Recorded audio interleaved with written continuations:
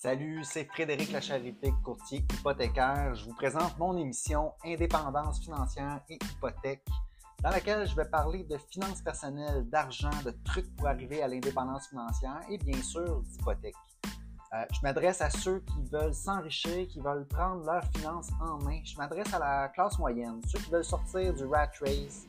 Je vous transmettrai ma formule pour atteindre l'indépendance financière. Donc, je vous invite à vous abonner à ce podcast. Ce sera un honneur pour moi de vous parler d'indépendance financière et d'hypothèque.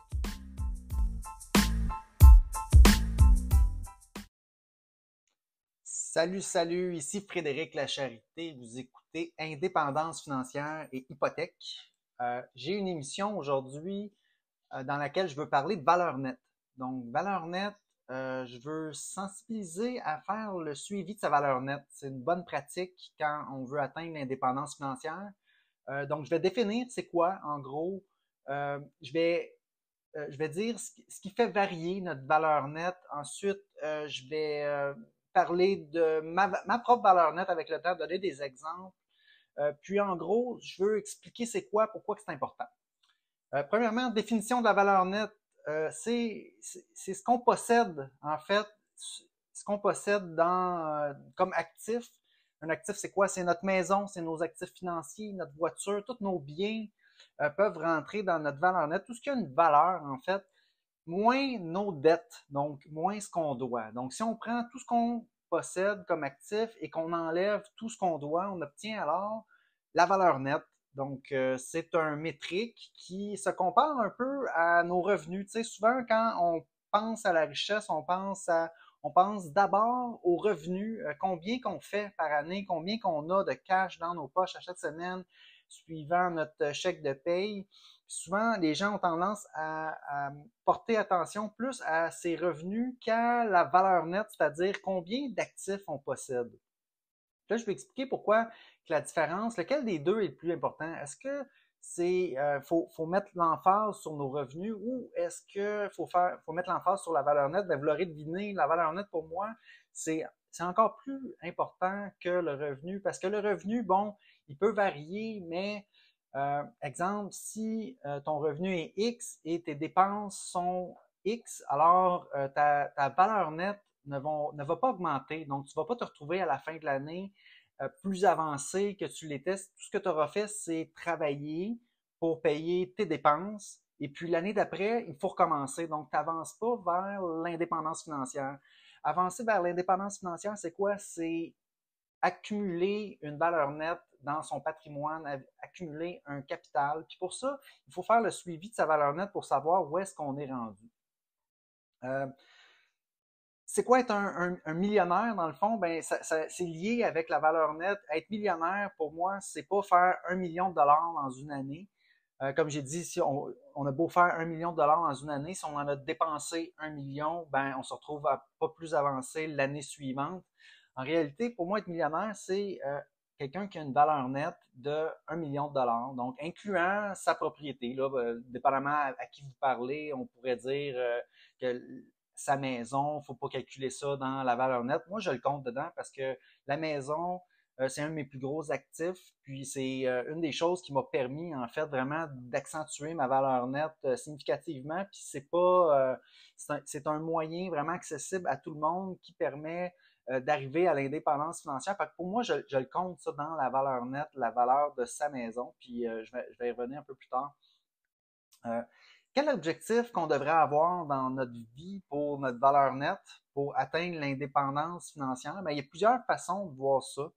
Revenus passifs, dès que nos revenus passifs dépassent nos dépenses annuelles, on peut dire qu'on est indépendant financièrement. Pour avoir des revenus passifs, ben souvent, il faut avoir des actifs financiers, puis ça fait partie de notre valeur nette. Donc, il y a une règle en indépendance financière en planification financière qui dit que dès qu'on a accumulé un certain capital, 4% de ce montant-là peut être compté comme on peut compter que nos actifs vont nous rapporter en moyenne 4% par année. Donc, la règle du 4% dit, supposons qu'on a des dépenses de 40 000 $ par année. Alors, ce qu'on a de besoin pour générer 40 000 c'est, si on y va à l'inverse avec la règle du 4 eh bien, c'est 1 million de dollars. Donc, si on atteint une valeur nette des actifs financiers d'une valeur de 1 million de dollars, puis qu'on fait travailler ça, qu'on investit ça, on devrait avoir un 4 certain de retour. Puis ça, ben, grâce à ça, on serait capable de vivre de nos revenus passifs si nos dépenses annuelles sont de 40 000 $. Évidemment, si nos dépenses sont supérieures, ben, euh, il faut peut-être gruger sur notre capital ou peut-être travailler encore un peu plus puis atteindre un autre niveau de valeur nette pour vraiment être indépendant financièrement, mais ça nous donne une idée. Donc, pour moi, l'objectif, c'est d'avoir des revenus passifs qui dépassent nos dépenses annuelles. La règle du 4 peut aider pour nous mettre un objectif en tête en termes de valeur nette qu'on devrait vouloir atteindre à la retraite. En termes de courbe, tu sais, dans une vie, normalement, on commence, à moins d'être privilégié, puis d'être né dans une famille qui a déjà beaucoup de capital, puis de penser peut-être hériter de tout ça. Bon, ça, c'est un autre aspect. Moi, personnellement, c'était pas mon cas. Et puis, les personnes à qui je parle en ce moment, ben, c'est des personnes qui, comme moi, ils sont nés peut-être dans une famille modeste, classe moyenne. Donc, normalement, quelqu'un à 18 ans a une valeur nette de zéro. Hein, parce que à 18 ans, normalement, on n'a pas tout à fait commencé à travailler, ou peut-être qu'on a travaillé à 15 ans, 16 ans, 17 ans, puis bon, ben, on a des petites dépenses qu'on veut faire quand on est jeune. Souvent, on veut sortir, on veut avoir une voiture, on veut peut-être payer ses études. Hein, c'est une bonne idée. Puis généralement, à 18 ans, même jusqu'à même 25 ans, parce que dépendamment si on va aller à l'université étudier plus longtemps, c'est rare qu'on va commencer à faire vraiment des bons revenus pour pouvoir augmenter notre valeur nette de façon significative. Donc normalement, entre 18 et 25 ans, on commence à zéro, peut-être même négatif si on va chercher des dettes d'études. Et puis, quand on commence à travailler, ben, on est capable de dégager l'épargne. On est peut-être capable d'aller acheter une maison éventuellement. Puis ça va faire en sorte qu'on va augmenter progressivement notre valeur nette. Puis on fait ça jusqu'à ce qu'on accumule assez pour justement vivre de ces revenus passifs. Typiquement, ben, ça s'appelle la retraite, c'est à 65 ans. Peut-être que à l'époque, il y avait des fonds de retraite dans les entreprises, puis l'entreprise allait payer, puis ça, ça existe pratiquement plus, ça. Quand on épargne puis qu'on met dans nos REER, maintenant, c'est individuel, c'est plus la compagnie pour laquelle on travaille qui est responsable vraiment de notre pension, c'est nous-mêmes. Hein. Il faut investir, puis c'est ces investissements-là qui vont faire nos revenus de retraite. En plus, évidemment, bon, de la RRQ, de la pension de sécurité, mais ça, c'est à un certain âge, c'est pas des gros montants. Donc, si on veut un niveau de vie un peu plus élevé que le juste minimum, ben, il faut penser à sa valeur nette, il faut penser à, donc, à combien on va avoir. Donc, est-ce qu'on veut arrêter de travailler à 65 ans ou peut-être à 60 ou peut-être 55, 50? Puis là, ben, il y en a qui sont capables d'arrêter dans leur trentaine, là, quand on parle du mouvement FIRE, donc Financial Independence, Retire Early. Si on est capable de diminuer nos dépenses au maximum puis augmenter notre valeur nette rapidement quand on est dans la vingtaine, début trentaine, ben c'est ça, le sky's the limit. On est capable d'atteindre l'indépendance financière assez jeune.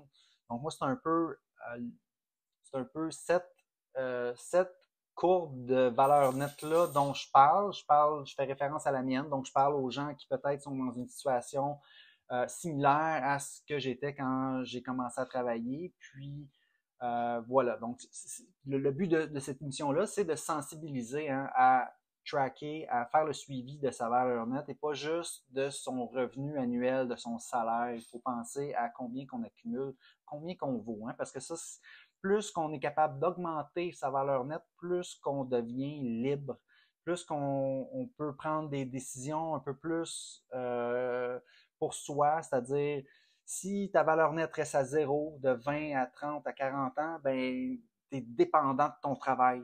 Tu n'as pas le choix de travailler, puis là, ben, tu y penses deux fois peut-être avant de prendre une décision comme changer d'emploi ou aller travailler à ton compte, partir ta business. C'est beaucoup plus limité, beaucoup plus risqué quand on n'a pas une valeur nette d'accumuler, quand on n'a pas déjà des actifs qui peuvent nous sécuriser vers puis pouvoir nous permettre de faire des choix différents. Donc, qu'est-ce qui fait varier la valeur nette? Donc, comme j'ai dit, on commence dans la vie, souvent, on a zéro, on n'a pas d'épargne, on a même juste des dépenses. Il faut payer son logement, payer sa voiture, sa nourriture, les besoins de base. Souvent, une des premières, même on va commencer dans le négatif, surtout si on prend un prêt étudiant, parce que quand on emprunte pour étudier, on n'a rien vraiment en retour autre que nos études, mais potentiellement, cet argent-là sert à payer, dans le fond, la nourriture, le logement. Puis oui, on acquiert une éducation, puis ça a une valeur, mais ça n'a pas de valeur financière, ça a une quelconque valeur financière peut-être, mais on s'entend que c'est pas concret. S'il nous arrive quelque chose du jour au lendemain, tout ça, ça vaut plus rien dans le fond. Si on n'est pas capable d'aller après ça rentabiliser nos études. Donc, il y a quand même un risque à prendre un prêt étudiant. Moi, j'aime mieux trouver d'autres moyens de financer ses études pour aller chercher un travail, un revenu intéressant. Je pense pas que de s'endetter vraiment à outrance est une bonne solution quand on est jeune. Mais bref, c'est souvent une des premières choses qui fait varier notre valeur nette, c'est le prêt étudiant quand on est jeune. Ensuite, le prêt voiture.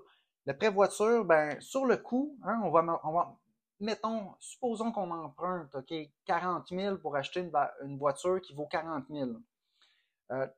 Dès le premier jour où est-ce qu'on prend notre voiture, qu'on sort du concessionnaire, déjà notre voiture vient de perdre, disons, 5 000 en valeur à peu près. Donc là, on se retrouve avec un prêt de 40 000 pour une valeur de voiture de 35 000. Déjà, on est dans le négatif, hein, parce que c'est quoi la valeur nette? C'est la valeur des actifs moins la dette. Donc, si ta voiture vaut 35 000 et que ta dette est de 40 000, ta valeur nette est donc négative, moins 5 000 ça ne va pas dans le bon sens. On veut que ça aille positif. Donc, la voiture, le prêt pour la voiture, déconseillé totalement parce qu'on achète un actif qui va déprécier très rapidement, jusqu'à zéro. Hein? Donc, on emprunte pour vraiment pour l'utilisation future. Moi, j'aime pas ce type d'emprunt-là. Ça l'aide pas notre valeur nette, ça lui nuit. C'est pour ça que pour moi, la voiture, on l'épargne en premier, puis on paye cash. Ça crée ça va faire en sorte qu'on va acheter une voiture beaucoup plus proportionnelle à nos moyens aussi. Tu sais, quand c'est des dettes, c'est pas grave, c'est juste un paiement. Ben ça, en plus, ça va nous empêcher aussi ce paiement de voiture-là. Ça va nous mettre des bâtons dans les roues quand va venir le temps d'emprunter pour acheter sa maison, à déconseiller. Donc, carte de crédit, prêt à la consommation, même chose. Donc, que ce soit pour des meubles, que ce soit pour des voyages. Évidemment, si on n'a pas les sous pour acheter ces choses-là, on ne l'achète pas. C'est tout parce que ça va faire encore là diminuer notre valeur nette dès qu'on va acheter ces choses-là à crédit ou qu'on les achète même tout court. Mais au moins, si on l'achète cash, ben, c'est parce qu'on avait les sous pour le faire. Donc, carte de crédit, prêt à consommation, ça affecte négativement notre valeur nette. Le prêt hypothécaire. Bon, le prêt hypothécaire, j'en ai déjà parlé dans mes autres émissions. Évidemment, celui-là, moi, c'est le seul emprunt que j'aime plus, avec peut-être le prêt investissement, malgré que le prêt investissement, ça devient plus risqué. C'est peut-être pour plus tard dans notre cheminement vers l'indépendance financière, quand on aura accumulé assez de valeur nette pour supporter ce risque-là. Je dirais qu'au début de notre cheminement, quand on n'a pas une grosse valeur nette, le prêt hypothécaire, ça reste notre premier prêt qui va faire du sens si on achète une propriété qui est proportionnelle à ses moyens, qui a un paiement qui est proportionnel à nos revenus, puis qui nous laisse dégager un profit quand même en épargne, même si on achète notre propriété comme ça. Donc, le prêt hypothécaire va être utilisé pour acheter un actif qui va gagner en valeur. Donc, ça, c'est la clé. On va avoir un prêt qui, lui, va diminuer progressivement au fur et à mesure qu'on le rembourse. Et puis, l'actif sous-jacent qu'on a acheté avec ça, lui, normalement, l'immobilier va prendre 2 à 3 % et peut-être plus par année, dépendamment de l'endroit où est-ce qu'on a acheté la propriété. C'est un actif qui gagne en valeur. C'est une bonne chose pour notre valeur nette parce que ça va faire en sorte que notre valeur nette va augmenter. Donc, au début, quand on contracte le prêt hypothécaire, ça n'a pas d'impact tout de suite sur notre valeur nette. Au jour zéro, dans le fond, on met notre mise de fonds, on obtient une propriété en échange plus une dette. Tout ça arrive à zéro, mais déjà l'année 1, on va avoir remboursé donc une partie de l'hypothèque. Ça fait augmenter notre valeur nette et la maison va avoir gagné un peu en valeur. Ça aussi, ça fait augmenter notre valeur nette. Donc, on gagne sur deux fronts. C'est pour ça que c'est une bonne chose. Ensuite, qu'est-ce qui fait varier la valeur nette? Ben, c'est les investissements, un peu comme la maison. Si on achète des investissements, si on investit dans nos REER à la bourse, si on achète un duplex, un investissement immobilier, ben, c'est le même principe. Nos actifs financiers, normalement, si on fait des choix sécuritaires, vont augmenter tranquillement, progressivement et vont générer aussi peut-être des dividendes. Si c'est des entreprises qui génèrent des dividendes, si on peut aussi investir dans l'entreprise dans laquelle on travaille. Ça, c'est pas tout le monde qui a cette option-là. Moi, je vais en parler parce que c'est une des choses dont j'ai eu la chance de profiter, investir dans l'entreprise où je travaillais, qui génère un dividende, qui gagne en valeur. Aussi, l'action qu'on achète peut être vendue plus cher plus tard. Donc, tout ça fait varier. Donc, ça faisait le tour des éléments qui peuvent faire varier la valeur nette. Comment faire le suivi de sa valeur nette? Ben, moi, personnellement, je le fais mensuellement. J'utilise un logiciel comme Quicken qui fait le suivi de mes actifs passifs. J'ai aussi mes comptes bancaires qui sont dans Quicken et je vais chercher toutes mes transactions et je fais le suivi de mes comptes, de mes investissements, de mes actifs et de mes dettes. Et le logiciel me donne en bas à gauche ma valeur nette. Et je peux aussi sortir un graphique qui me fait voir l'évolution mois par mois de ma valeur nette. Puis en me concentrant là-dessus, ben, je suis toujours un peu conscient de mes décisions financières s'ils vont faire augmenter ou faire diminuer ma valeur nette. Donc, moi, c'est comment faire pour faire le suivi de sa valeur nette? Ben, moi, c'est comme ça que je fais. Évidemment, il y a d'autres logiciels, il y a d'autres façons de faire. On peut le faire de façon trimestrielle. Chacun est différent pour ça, mais je pense que c'est important de le faire, de prendre un peu de temps mental pour mettre l'emphase sur sa valeur nette et faire le suivi de cette variable-là. Ensuite, je vous explique la valeur nette. Ma valeur nette avec le temps, ben moi, comme j'ai raconté un peu étudiant, j'ai contracté quand même une petite dette étudiante entre 98 et 2004. J'avais peut-être un 10 000 de prêt étudiant à certains points. Ça a été remboursé assez rapidement, ça, par exemple. Donc moi, quand j'ai commencé à travailler, quand j'ai terminé l'université, j'ai commencé avec zéro dette, puis j'ai tout de suite commencé à épargner pour une mise de fonds pour ma future maison. Donc moi, de 2004 à 2008, je prenais une partie de ma paye, je la mettais de côté. Ça, c'était pour ma future maison. 2008, j'ai acheté mon condo. Donc là, à ce moment-là, j'avais ma valeur nette, c'était quoi? C'était ma mise de fonds, dans le fond, pour le condo. Donc, j'avais mis 20%, donc c'était principalement ça qui était ma valeur nette en 2008. Et puis là, de 2008 à 2011, j'ai commencé à rembourser l'hypothèque tranquillement. Donc là, ma valeur nette augmente à ce moment-là très progressivement, très tranquillement. Il n'y a pas de grosses variations.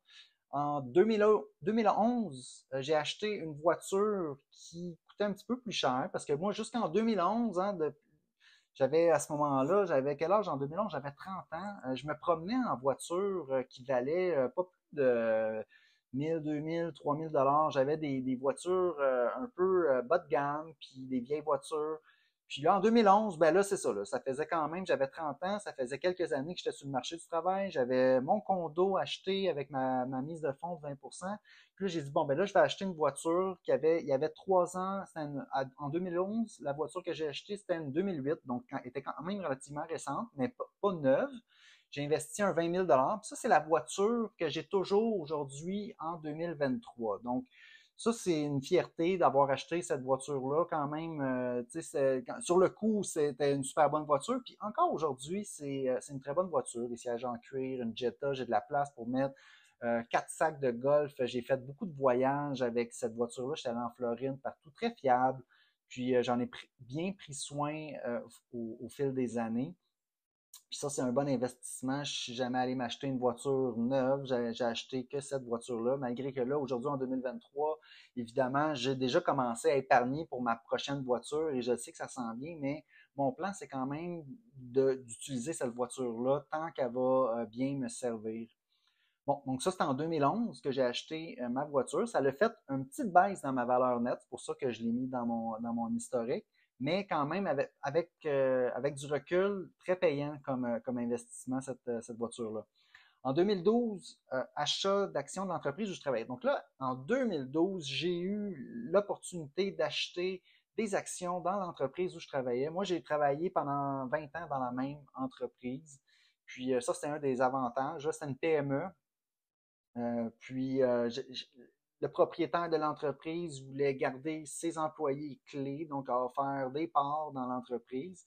Et puis, à ce moment-là, le fait d'avoir eu ma maison, mon condo, qui avait déjà pris de la valeur entre 2008 et 2012. Donc, j'ai été capable de réhypothéquer, sortir une partie de l'équité de la maison pour acheter des actions dans l'entreprise où je travaillais. J'ai en plus de ça emprunté un petit peu d'argent à mon père. J'avais en plus de l'épargne de mon côté que j'avais fait. Donc, j'ai pu accumuler quand même un bon montant pour investir dans l'entreprise où je travaillais. Et puis, ça a été évidemment le meilleur investissement que j'ai fait parce que dès l'année suivante, cet investissement-là rapportait des dividendes et puis il me rapporte encore des dividendes aujourd'hui. C'est une des choses qui m'a permis vraiment de devenir financièrement indépendant. Euh, puis voilà, tout ça, c'est beaucoup grâce au fait que justement j'avais épargné et que je pouvais réemprunter sur la maison. Si j'avais pas acheté une maison en 2008 puis que j'étais resté à loyer, j'aurais pas eu cette possibilité-là d'emprunter les fonds pour acheter les actions dans l'entreprise où je travaillais. Donc voilà. Ensuite, 2013, j'ai commencé à investir plus par moi-même. Tu sais, avant, j'avais plus concentré mon épargne sur ma maison. Évidemment, j'investissais un petit peu dans des fonds communs de placement, dans mes REER, mais assez peu parce que oui, j'avais fait un rap aussi, j'avais tout sorti ça pour acheter justement mon condo. Mais là, en 2013, je commençais à avoir plus d'argent qui rentrait justement de mes dividendes, puis etc. Donc, j'ai commencé à investir par moi-même. Je me suis ouvert un compte à courtage, puis j'ai acheté des FNB. J'ai adopté la stratégie de Couch Potato Investing, c'est-à-dire de l'investissement passif. Donc, le très peu de frais de gestion, puis on achète des fonds indiciels. Le but de l'épisode en ce moment, c'est pas de parler de ça, mais c'est juste pour dire que ça a eu un bel impact aussi sur ma valeur nette parce que ces investissements-là, ont commencé à fructifier, puis ont fait augmenter ma valeur nette, évidemment, depuis 2013. 2017, j'ai acheté plus de parts dans l'entreprise où je travaillais. J'ai encore une fois réhypothéqué mon condo une deuxième fois pour acheter ces actions-là. Et puis là, ça allait encore plus vite parce que là, j'avais plus d'actions. J'avais déjà des actions depuis 2013, j'en ai racheté d'autres. Et puis là, plus d'actions veut dire plus de dividendes. Et puis tout ça se payait très rapidement. 2017, investissement. J'ai commencé à investir à la bourse dans des entreprises, dans des entreprises plus spécifiques au lieu d'investir dans des fonds indiciels. Toujours avec une optique d'achat buy and hold. Donc, stratégie buy and hold, c'est on achète puis on le garde longtemps. Donc, moi, je visais des entreprises dans lesquelles je voulais garder au moins 20 ans. Et puis, ça a été ma stratégie depuis ce temps-là. J'ai continué quand même. J'ai toujours mes investissements indiciels. En passant, depuis 2013, j'ai vendu très, très peu de stock. J'ai vendu très, très peu d'investissements depuis 2013. Pour moi, j'achète et non, je ne vends pas. Donc, en gros, donc 2017, j'en parle parce que ça aussi, ça a eu un impact positif sur la valeur nette. 2019, j'ai vendu mon condo, acheté un autre condo, puis là, à ce moment-là, il s'est passé quelque chose de magique. Mon condo que j'avais payé 200 000 ou 192 000 en 2008, en 2019, valait maintenant 400 000 ou en fait 392 000 Et puis, j'ai fait un profit comme ça de 200 000. Tout d'un coup, hein, ça, c'est la magie de l'immobilier. On s'en rend pas compte, mais ça augmente en valeur. Et puis, surprise, gain de capital sur résidence principale, libre d'impôt. Voilà, 2000 200 000 qui apparaît comme ça. Ça, c'était en 2019. J'ai acheté, par exemple, il fallait que j'achète un autre condo avec ma conjointe, le condo où est-ce qu'on habite présentement. J'avais aussi fait des bons coups en bourse, donc j'ai retiré un 200 000 d'investissement boursier, de profit que j'avais fait. J'ai été un peu chanceux là-dessus. J'ai acheté des actions en 2017 de Shopify. L'idée, c'était de les garder assez longtemps. Puis j'en avais acheté beaucoup parce que j'aimais vraiment, vraiment l'approche, le CEO, toute l'histoire de Shopify. Je me disais, mon Dieu, dans 20 ans, ça va valoir très cher, tout ça. Et puis l'affaire, c'est que je m'étais trompé parce que c'était pas dans 20 ans, c'était comme dans 2 ans que ça valait très, très cher. Ça l'a augmenté, ça l'a fait x10.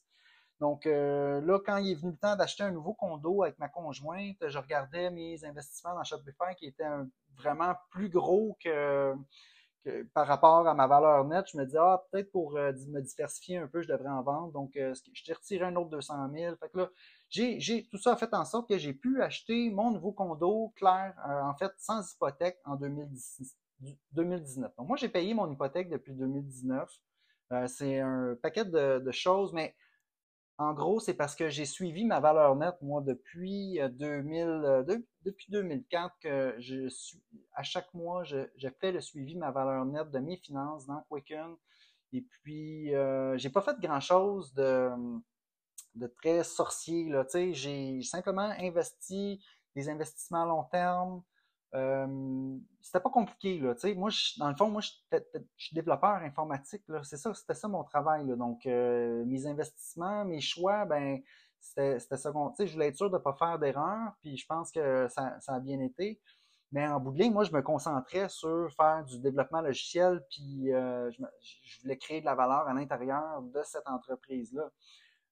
Mais par la bande, avec des bons choix, des choix assez simples, là, investir euh, dans l'immobilier, acheter sa propre maison, ensuite euh, faire de l'investissement passif indiciel avec très peu de frais de gestion. Bon, voilà. C'est des bonnes décisions comme ça qui font en sorte qu'on augmente sa valeur nette. Ça nous mène à la fin de l'épisode. En fait, le but, c'était de sensibiliser. Donc, je ne sais pas si votre objectif, c'est d'atteindre l'indépendance financière. Je pense que mon message dans cet épisode-là, c'est il faut faire le suivi de sa valeur nette. Il faut regarder c'est quoi présentement notre valeur nette, essayer de le calculer. Si vous ne savez pas comment, il faut s'informer. Puis après ça, ben, les décisions qu'on prend vont affecter cette valeur nette-là, puis peut-être qu'on va prendre peut-être des meilleures décisions si on fait ce suivi-là que si on n'y porte pas attention. Hein? Parce que ce sur quoi on porte attention a tendance à s'améliorer. C'est ça la vie. Pour moi, ce sur quoi on porte notre attention, c'est ce qu'on devient, c'est ce qui s'améliore, c'est ce qui fonctionne. Donc, porter attention à sa valeur nette, c'est un bon début vers améliorer sa valeur nette. Sur ce, je vous souhaite bonne continuité sur votre chemin vers l'indépendance financière. Merci.